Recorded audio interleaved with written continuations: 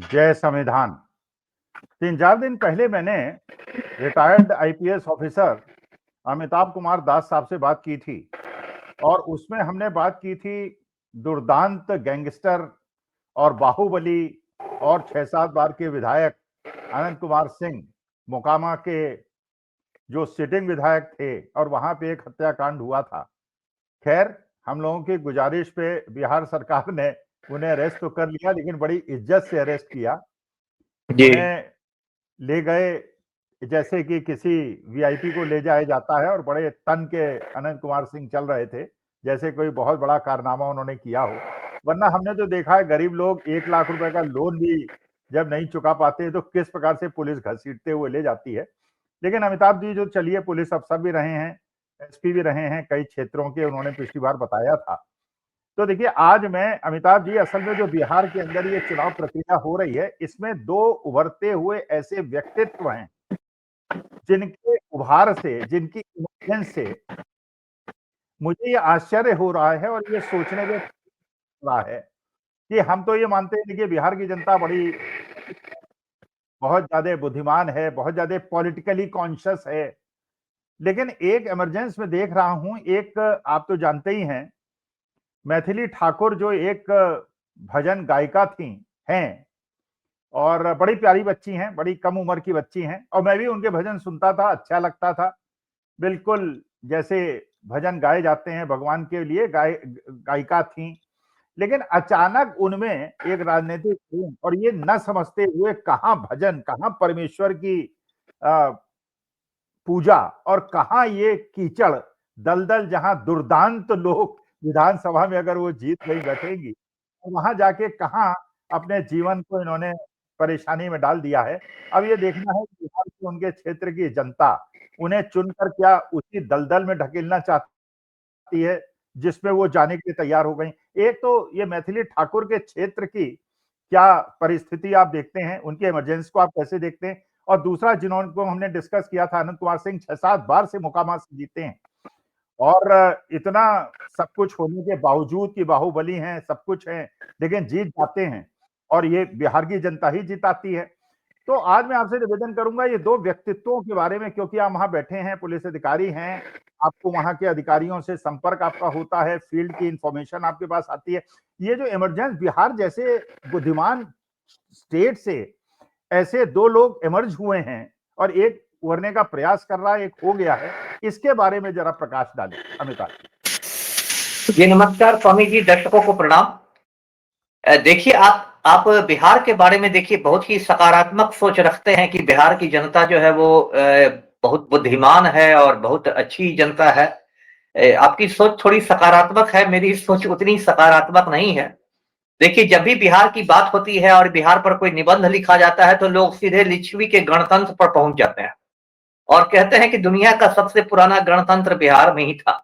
लेकिन उस गणतंत्र को गुजरे भी देखिए 2500 साल हो गए और इन 2500 बरस में गंगा नदी में बहुत पानी बह चुका है और अब बिहार की जनता ना उस तरीके से मतलब विवेकशील है, ना अच्छे अर्थों में जागरूक है। अब बिहार की जनता जो है वो देश के बाकी सूबों की जनता की तरह ही जातीय और सांप्रदायिक आधार पर वोट देती है। और ये बात मैं सिर्फ बिहार के लिए नहीं कह रहा, ये बात कश्मीर से कन्याकुमारी तक लागू है।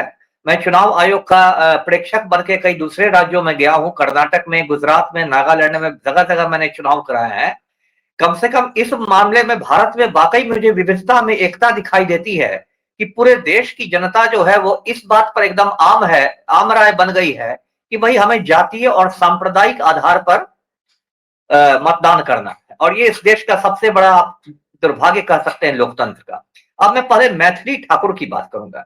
देखिए, जो मैथिली ठाकुर है, जैसा आपने उनका परिचय दिया, वो गायिका है और गायिका के रूप में बहुत जल्दी उसने ख्याति प्राप्त की। एक रियलिटी शो से उनकी ख्याति बढ़ी और अब तो एक एक शो का मैं सुनता हूं 5-5 लाख रुपए वो चार्ज करती है। तो उनका एक अच्छा खासा प्रशंसकों का वर्ग है और अचानक मैथिली ठाकुर ने मतलब अलीनगर से चुनाव लड़ने का ऐलान किया, जो मधुबनी जिले की एक विधानसभा सीट है। और वहां से भाजपा ने अपने सिटिंग विधायक का, मिश्री लाल यादव का टिकट काट दिया और दे दिया मतलब मैथिली ठाकुर को तो एक चौंकाने वाला मतलब ये निर्णय कहेंगे।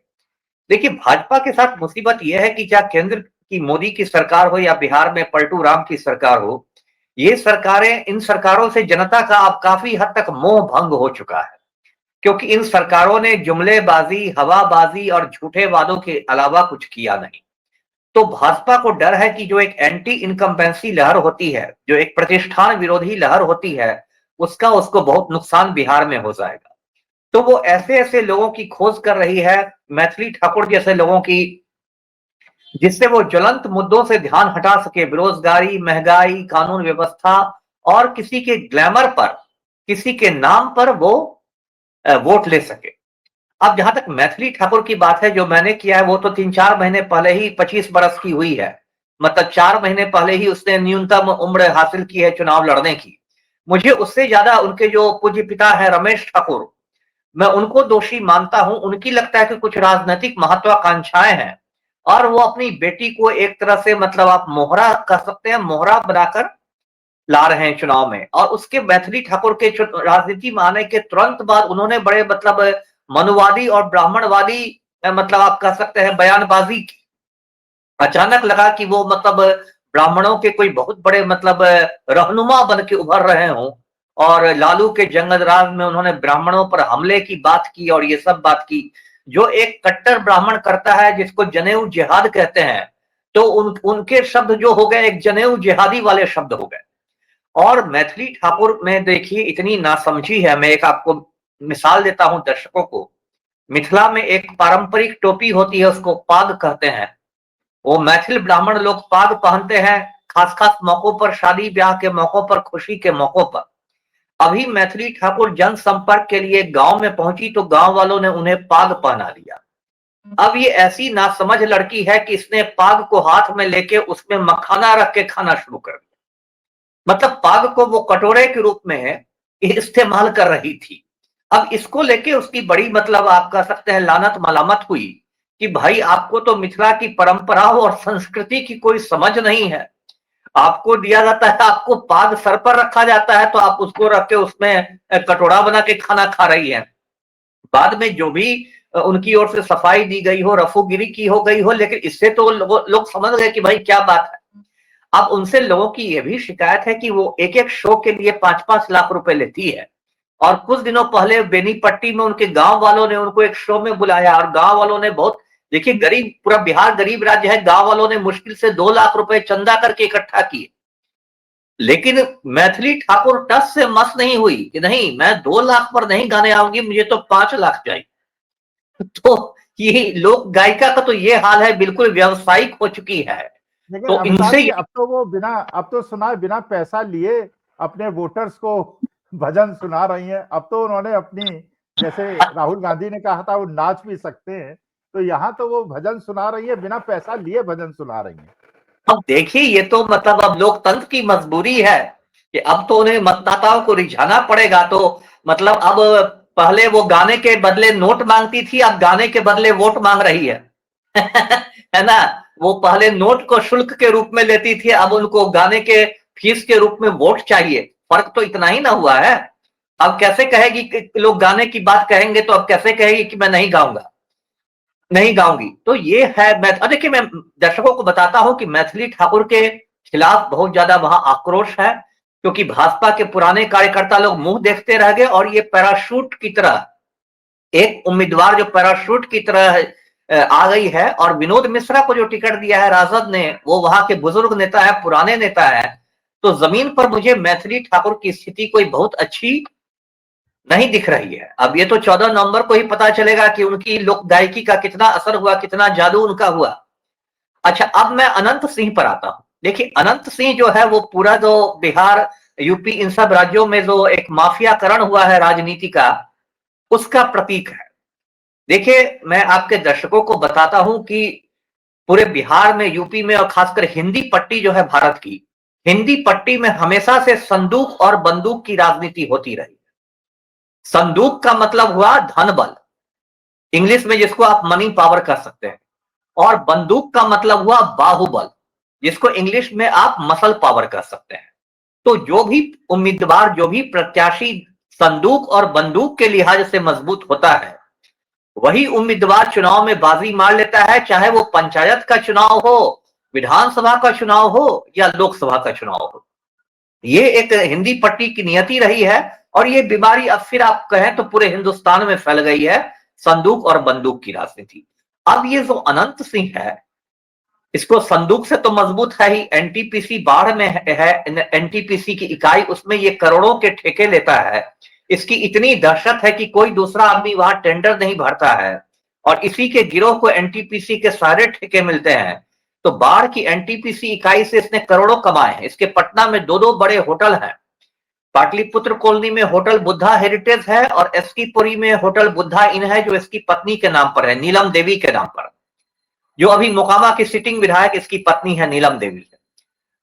तो ये स्थिति है। संदूक से तो मजबूत है ही और बंदूक से तो खैर माशा अल्लाह है। बंदूक से तो मेरा अभी भी दावा है कि आज भी यदि बिहार पुलिस इसके ठिकानों पर ईमानदारी से रेड कर दे तो 1 दर्जन AK-47 तो यूं ही प्रकट हो जाएंगे, उसमें कोई दिक्कत नहीं है। तो संदूक और बंदूक, और जो राजनीति में ये एक तरह से विरासत में इसको राजनीति मिली है। इसका बड़ा भाई दिलीप सिंह पहले बिहार सरकार में मिनिस्टर हुआ करता था, मोकामा का विधायक था। दिलीप सिंह को लोग बड़े सरकार कहते थे, इसी वजह से इसको लोग छोटे सरकार कहते हैं। और देखिए, मैं अनंत सिंह के इलाके में भी तैनात रहा हूं 1997 में, उस समय लेकिन इसका ग्राफ उतना नहीं बढ़ा था। अनंत सिंह का राइज जो हुआ है वो आप कह सकते हैं पलटू राम के आने के बाद हुआ है। मैंने पिछले कार्यक्रम में भी आपको ये तस्वीर दिखाई थी कि जो मुख्यमंत्री हमारे हैं, जो सुशासन का ढोल बजाते हैं, वो किस तरह से अनंत सिंह के बिल्कुल आज्ञाकारी चपरासी बन के उभरे हैं। और लगातार नीतीश कुमार ने इसकी मदद की है। आज से नहीं, 2005 से 20 बरस से इसकी मदद की जा रही है। अभी भी जो इसकी गिरफ्तारी हुई चुनाव आयोग के दबाव में या मीडिया के दबाव में या आप जैसे लोगों के दबाव में या हम जैसे लोगों के दबाव में, आपने कहा कि कैसे वो जेल गए, कैसे जेल गया वो। लगा कि नेल्सन मंडेला की गिरफ्तारी हो रही है। जिस इज्जत के साथ है उसको गाड़ी में बैठा के सीनियर एसपी लेके पटना आए तो लगा कि नेल्सन मंडेला की गिरफ्तारी हुई हो। एक हथकड़ी नहीं। एक चीज और बताइए, अगर दिलीप सिंह को लोग बड़े सरकार कहते थे और अनंत सिंह को छोटे सरकार कहते हैं, तो बिहार सरकार को क्या कहते हैं? बिहार सरकार को आप बहुत छोटे सरकार या सबसे छोटे सरकार जी। तो बताते हैं, लोग कहते हैं मोकामा के अंदर लोग कहते हैं सरकार नहीं चलती, यहाँ तो हमारे छोटे सरकार का आदेश चलता है। बिल्कुल, वहां तो वही चलता ही है। छोटे सरकार की मर्जी के बिना आप कहें कि एक पत्ता नहीं खड़कता है। और अभी जो छोटे सरकार थोड़ा बौखलाए हुए हैं क्योंकि उनको मोकामा के अंदर कुछ मतलब चुनौती मिलने लगी है। अभी इसी साल 22 जनवरी को घटना हुई थी, अनंत सिंह एक गांव में धमकाने गया था। 2 भाई अपराधी हैं, सोनू और मोनू, उनके गांव नौरंगा जलालपुर में डराने गया था तो उन लोगों ने भी गोलियां चलानी शुरू कर दी थी। और बाढ़ और मोकामा के इलाके में जो अंडरवर्ल्ड है उसके अपराधियों ने एक महागठबंधन बना लिया है अनंत सिंह के खिलाफ। ये जो सूरज भान है ये भी उसी महागठबंधन का हिस्सा है। जिस सूरज भान की पत्नी अनंत सिंह के खिलाफ चुनाव लड़ रही है, वीणा देवी, सूरज भान की छवि भी बाहुबली की छवि रही है। तो ये सब चुनौती मिल रही है, लेकिन फिर भी देखिए सरकार जो कहते हैं एकदम चट्टानी तरीके से खड़ी है। अभी भी मैं मांग करता हूं आपके चैनल पर भी कि अनंत सिंह ने तो बेउर जेल को मजाक बना के रख दिया है। पहले भी ये 5 साल तक बेउर, पटना के बेउर जेल में था। ये जेल को मजाक बना के रखता है, जेल में कक्षपालों की पिटाई करवाता है जो वार्डर होते हैं जेल के, है ना। पटना के बड़े बड़े होटलों से इसका खाना आता है ना। जेल में किसी को कुछ नहीं समझता है, इसको मोबाइल की सुविधा है। ये जेल से गिरोह का संचालन करता है मोबाइल से। आज भी मैं मांग करता हूं कि जिस तरह शहाबुद्दीन को बिहार से तिहाड़ जेल भेज दिया गया, उसी तरह अनंत सिंह को भी पटना के बेउर जेल से तिहाड़ जेल भेजा जाए। क्योंकि अपनी गली में देखिए कुत्ता भी शेर होता है। जब शहाबुद्दीन सीवान में था तो जेल में वो दरबार लगाता था, वही हालत अनंत सिंह की है। ये पटना के जेल में तो बिल्कुल दरबार लगाता है और जेल सुपरिटेंडेंट कहाँ दुबका रहता है पता भी नहीं चलता है। अच्छा अमिताभ जी, एक चीज और बताइए, जब आपने सुना होगा कि सोनम वांगचुक जैसा आदमी अभी टाइम मैगजीन ने सबसे इन्फ्लुएंशियल जो रिसर्चर में नाम शामिल किया है सोनम वांगचुक का, अभी पुरस्कृत किया है सोनम वांगचुक और अंतर्राष्ट्रीय पुरस्कार मिले हैं। और वो जी बारी जी बात है, लेह लद्दाख के रहने वाले हैं तो उनको ठंड में रहने की आदत है, उनको गर्मी में रहने की आदत नहीं है। इसलिए जानबूझकर उनको जोधपुर जेल भेजा गया है, जहां बहुत ज्यादा गर्मी होती है, और बताया जाता है उनको पंखा भी नहीं दिया, छोटी सी सेल में रखा है। तो ये जो ये आपका कानून है, आप तो पुलिस अधिकारी रहे हैं, ये आपका जी जी कानून जो है ये एक हत्या के मुजरिम को इस प्रकार से ट्रीट करता है और छोटे पोटे मुजरिमों को बिल्कुल कैसे सेल में रखता है जिसमें 40-40, 50-50। तो क्या हमारा जो न्याय प्रक्रिया है और हमारी जेल प्रक्रिया जो है वो क्या कानून के हिसाब से नहीं चलती है, वो दबंगई के हिसाब से चलती है क्या? बिल्कुल दबंगई के हिसाब से चलती है। आप मेरा कानून नहीं कहिए, इस देश का सिस्टम ध्वस्त हो गया है। इस देश का सिस्टम ध्वस्त हो गया है। देखिए फादर स्टेन स्वामी, दर्शकों को याद होंगे, फादर स्टेन स्वामी को गिरफ्तार किया गया था भीमा कोरेगांव वाली हिंसा में, और बेचारे बुजुर्ग आदमी थे और उनके हाथ कांपते थे, उनको पार्किंसंस की बीमारी थी, उनके हाथ कांपते थे, तो वो गिलास से सीधे उठा के पानी नहीं पी पाते थे। उनके वकील ने बार बार कोर्ट से कहा कि इनको पीने के लिए जो स्ट्रॉ होता है, पाइप होता है, वो दिया जाए। इतनी छोटी चीज, और वो भी वो अंडर ट्रायल कैदी थे, विचाराधीन थे, उनको सजा हुई भी नहीं थी, सजा याफ्ता भी नहीं थे, विचाराधीन कैदी थे। एक बुजुर्ग आदमी है, पार्किंसंस की बीमारी है, और उनको पीने के लिए स्ट्रॉ तक नहीं दिया गया, और बेचारे मर गए जेल में। ये तो ऐसे ऐसे कलंक हैं इस देश में कि अच्छा उस अमिताभ जी कलंक को ये धो। बताइए, ये जो जी अनंत कुमार सिंह का कांड मुकामा के अंदर हुआ है, तो आप जी कुछ जी लोग कह रहे हैं कि एक सहानुभूति की लहर अनंत कुमार सिंह के लिए चल रही है, बाकी लोग कह रहे हैं कि जो पिछड़ा अगड़े की लड़ाई हो गई है, पिछड़ा बिल्कुल लामबंद आसपास के क्षेत्रों में हो गया है। जैसा आपने बताया कि मैथिली ठाकुर के पिता जो हैं इसको ब्राह्मण एक अस्तित्व की बात बता रहे हैं, तो क्या वास्तविकता में ये दोनों घटनाएं एक बैकवर्ड फॉरवर्ड, एक कंसोलिडेशन की तरफ संकेत दे रही है? और चुनाव की प्रक्रिया में इस अनंत कुमार सिंह की घटना से किस को, महागठबंधन को फायदा हुआ है या एनडीए गठबंधन को फायदा हुआ? देखिए, मोकामा की सिर्फ बात करें तो अनंत सिंह और उसके समर्थकों की कोशिश है कि अनंत सिंह को बिल्कुल मतलब एक शहीद के रूप में प्रस्तुत किया जाए कि भाई इनको तो फंसा दिया गया, ये तो छोटे सरकार हैं। और इसलिए अब अनंत सिंह की पत्नी उतर गई है, नीलम देवी उतर गई है मैदान में, और नीलम देवी जो होता है थोड़ा मतलब एक सहानुभूति की लहर बनाने की कोशिश की जा रही है। वो 14 नवंबर को ही पता चलेगा कि वो कितनी सफल हुई, क्योंकि अब तो 3 दिन बाद चुनाव ही है, मतदान ही है, बहुत समय नहीं रह गया, और प्रचार तो कल ही समाप्त हो जाएगा। लेकिन यदि आप पूरे बिहार के संदर्भ में देखें तो ये जो अगड़ा पिछड़ा का जो ध्रुवीकरण हुआ है, इसका मैं देख रहा हूं कि महागठबंधन को ज्यादा फायदा मिलेगा। अच्छा, है आईपी ना? गुप्ता फैक्टर को आप आईपी गुप्ता फैक्टर को कैसे रीड करते हैं? देखिए, आईपी गुप्ता कोई बहुत बड़े नेता नहीं है। उनका जो समाज है, जो वो पान तांती की राजनीति करते हैं, वो पान तांती एक बहुत ही, आप कह सकते हैं कि एक संख्या बल के हिसाब से देखें तो एक बहुत छोटा समाज है। और कुछ महीने पहले तक तो आईपी गुप्ता को मतलब बिहार में कोई उनका नाम तक नहीं जानता था, कोई समझिए वो उनका कोई वजूद नहीं था। फिर उन्होंने कुछ बड़ी बड़ी रैलियां की, और वो जैसे मुकेश सहनी ने खुद को सन ऑफ मल्लाह के रूप में प्रोजेक्ट किया है, ऐसे आईपी गुप्ता खुद को पान तांतियों के नेता के रूप में कर रहे हैं। लेकिन आईपी गुप्ता का मैं कोई बहुत ज्यादा उनका रोल नहीं देख रहा हूं राजनीति में। मतलब अभी अब एक दो सीट पर कहीं निकल जाए तो निकल जाए, फ्लूक हो जाता है, लेकिन ऐसे ओवरऑल नहीं है। देखिए, ये अगड़ा पिछड़ा का जो ध्रुवीकरण होगा वो मैं इसलिए कह रहा हूं क्योंकि संख्या बल से देखें तो भूमिहार बिहार में मुश्किल से 3.5% है। ये अलग बात है कि एक बहुत प्रभावशाली बिरादरी है, क्योंकि वो जमीन वाले हैं, शिक्षित लोग हैं, ऊंचे ऊंचे पदों पर अफसरों के रूप में तैनात हैं, नौकरशाही पर उनकी पकड़ है, वो एक अलग बात है। लेकिन संख्या बल के हिसाब से बहुत छोटे हैं। लेकिन यादव तो लगभग 14% के आसपास है, और अत्यंत पिछड़ी जातियां बिहार में जातीय जनगणना का आंकड़ा माने तो 36% है। तो यदि अत्यंत पिछड़ी और ये यादव जाति मिलकर आक्रामक तरीके से मतदान करती है एनडीए के खिलाफ, ये मोकामा की घटना के बाद, दुलार चंद यादव की हत्या के बाद, तो वो तो एनडीए के लिए एक बहुत मतलब महंगा सौदा अच्छा, पड़ जाएगा। एक एक एक अमिताभ जी और हमने सुना है, बाहर बैठ के सुना है कि जी जैसे जी पिछले विधानसभा चुनाव में एक नारा गांव गांव लगा था कि जी जी कमल ही झोपड़ी है, झोपड़ी ही कमल है, मतलब जेपी और बीजेपी एक हैं और आप जेडीयू को पीछे ढकेलिए। ऐसा हम सुन रहे हैं कि इस समय बिहार के गांव गांव में नारा लग रहा है कि तीर ही लालटेन है और लालटेन ही तीर है। इसका क्या मतलब है? अब इसका तो ये मतलब है कि जो पलटू राम का ट्रैक रिकॉर्ड है वो कब ये पलट के फिर तीर और लालटेन एक हो जाएंगे कोई नहीं जानता। अभी देखिए मोदी जी का जो कल पटना में रोड शो हुआ, उस रोड शो में पलटू राम नहीं दिखाई दिए। तो एक बहुत बड़ा क्या मैसेज क्या जनता को जा रहा है कि सब कुछ ठीक ठाक नहीं चल रहा है।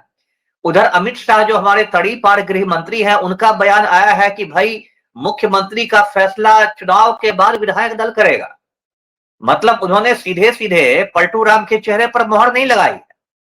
तो कहीं ना कहीं तो मतलब जो कह सकते हैं खटास तो है ही। अमिताभ जी, ऐसा ऐसा ऐसा अमित शाह क्यों कर रहे हैं? देखिए, जहां तक मैं बिहार को समझता हूं, अगर जी जी वहां पे नीतीश कुमार को प्रोजेक्ट नहीं करेंगे या एक भावना चली गई ओबीसी में और ईबीसी में कि नीतीश कुमार जी को किसी ब्राह्मण या राजपूत या कायस से रिप्लेस कर दिया जाएगा भूमिहार से, तो इसका बहुत ज्यादा नुकसान हो जाएगा। तो नुकसान होने की संभावना के बावजूद अगर नीतीश कुमार के सपोर्टर्स को नाराज करके जेडीयू वोटर्स को कहते हैं कि आप बीजेपी, ये मतलब अमित शाह की स्ट्रेटेजी क्या है? नहीं नहीं, पहली बात जो आपने ये कहा कि नीतीश कुमार को रिप्लेस किया जाएगा, तो वो मैं बता दूं दर्शकों को कि वो कभी अगड़ी जाति के आदमी से रिप्लेस नहीं होंगे। जो आपने बिहार की जो 4 अगड़ी जातियां हैं, मतलब ब्राह्मण, भूमिहार और राजपूत और कायस्थ, इनसे तो नहीं रिप्लेस होने वाले हैं, क्योंकि 1990 के बाद से बिहार की राजनीति का आप कह सकते हैं मंडलीकरण हो गया है। तो मंडलीकरण के दौर में तो सवर्ण लोग हाशिए पर हैं। और यदि ये बहुत बड़ा यदि है, यदि रिप्लेस किया भी जाएगा तो नीतीश कुमार को सम्राट चौधरी से रिप्लेस किया जाएगा। लेकिन सम्राट चौधरी में तो ऐसे ऐसे प्रश्न उठ रहे हैं कि वो 10वीं फेल हैं और उनकी उम्र गलत है और नाम उनका फर्जी है। वो तो तो ऐसे देखिए, आदमी को कैसे अरे जिस देश में अखिल जी जिस मोदी के हाथ है गुजरात के दंगों के खून से रंगे हुए हैं, वो हमारे माननीय प्रधानमंत्री हैं और तड़ी पार माननीय गृह मंत्री हैं, तो सम्राट चौधरी को मुख्यमंत्री बनाने में भाजपा को क्या दिक्कत है? भाजपा तो धर्मनिरपेक्ष लोगों की पार्टी है ना। मैं तो धर्मनिरपेक्ष हूं, भाजपा तो धर्मनिरपेक्ष लोगों की पार्टी है। ये तो बात बनाने लगेंगे, सम्राट चौधरी को मुख्यमंत्री बना देंगे और आप कहेंगे कि इन्होंने तो 7 लोगों का खून किया था, तो आपको ये लोग रत्नाकर डाकू और वाल्मीकि की कहानी सुना देंगे, अच्छा, एक है ना? इनके जो सम्राट चौधरी के पिता थे शकुनी चौधरी, उनका जी जी स्टेटमेंट सोशल मीडिया में कोट होता है, जब उन्होंने कहा था, नाम नहीं लूंगा, महामहिम है, हमारे देश के प्रधानमंत्री हैं, कि मैं उनको जमीन जी पे गाड़ दूंगा। तो ये जी जी बिल्कुल। कैसे राजनीतिक लोग अपना भेष बदलते हैं, ये हमारे जैसे आप लोगों के बड़ा आश्चर्यकारी है। आप खुद समझिए, ये पलटू राम का वीडियो अभी भी आपको नेट पर मिल जाएगा। उन्होंने कहा कि खासकर कि बीजेपी का मतलब है बड़का झूठा पार्टी, है ना? ये कहा था। और पलटू राम का बयान है कि मिट्टी में मिल जाऊंगा लेकिन भाजपा के साथ नहीं जाऊंगा। ये सारी बातें हैं, ऑन रिकॉर्ड है और आज बैठ गए हैं। सम्राट चौधरी जब बिहार में विपक्ष के नेता थे, 1-2 साल पहले तक की बात है, ये कहते थे कि मैं अपने खर्चे पर नीतीश कुमार के दिमाग का इलाज कराऊंगा, है ना? और आज ये जंगल राज एक की बात, बात मैंने पगड़ी पगड़ी भी बांधी थी कि पगड़ी नहीं उतारूंगा जब तक कि नीतीश कुमार को हटा नहीं बिल्कुल दूंगा। बिल्कुल। और आज ये जंगल राज की बात कर रहे हैं, जबकि इनके पिता, पूज्य पिता शकुनी चौधरी भी तथाकथित जंगल राज में मिनिस्टर थे। और खुद सम्राट चौधरी ने अपने राजनीतिक करियर की शुरुआत लालटेन पकड़ के ही की थी। हाँ, ये बिल्कुल राजद के विधायक रहे थे, रबड़ी सरकार में मिनिस्टर रहे थे। तो बिल्कुल बिल्कुल। अब इस लोग पर क्या कहा जाए? ये मोदी जी कहते थे नीतीश कुमार के डीएनए पर सवाल करते थे, नीतीश कुमार के डीएनए पर सवाल उठाते थे। और आज मोदी जी बिहार की सभा में 2-3 महीने पहले उन्होंने कहा कि नीतीश कुमार मेरे लाडला मुख्यमंत्री। तो कल तक जिनके डीएनए में खराबी थी, अब वो आपके लाडला हो गए हैं। तो इन नेताओं का तो यही चाल चरित्र है, कब ये कौन पलटी मार दें तो कोई नहीं जानता। जी चलिए अमिताभ जी, बड़ा आनंद आ रहा है, लेकिन टाइम जी लिमिट है। अगली बार फिर आपसे भेंट करेंगे, फिर आपसे वार्ता करेंगे। Thank you very much. नमस्कार। नमस्कार। धन्यवाद।